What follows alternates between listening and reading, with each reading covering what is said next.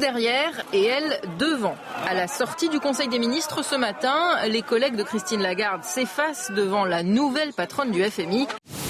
L'ancienne ministre française des Finances obtient un mandat de 5 ans à la tête du FMI grâce à l'appui des Américains, de la Chine, du Brésil et des Européens. Patronne aux États-Unis, Christine Lagarde connaît. À la fin des années 90, elle prend la tête d'un prestigieux cabinet d'avocats d'affaires à Chicago. Une révolution dans un univers très masculin. Le monde de demain, je l'espère, fera fi de ces principes de machisme. L'entretien que j'ai passé au Conseil du Fonds monétaire international rassemblait les 24 administrateurs.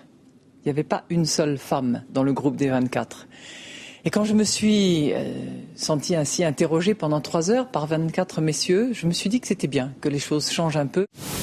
2 missions pour cette femme, faire oublier au personnel de cette maison les blessures de l'affaire judiciaire DSK, mais aussi suivre ses pas en matière de diplomatie financière, en matière de gestion des crises économiques, la plus urgente crise étant bien sûr celle de la Grèce.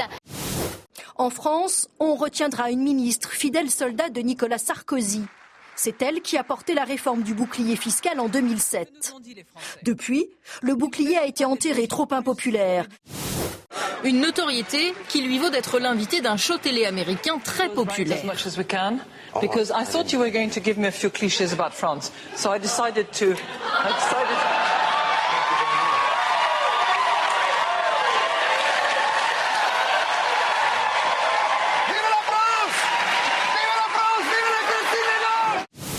Mais il y a une épée de Damoclès. Le 8 juillet prochain, la Cour de justice de la République pourrait lancer une enquête pour abus d'autorité.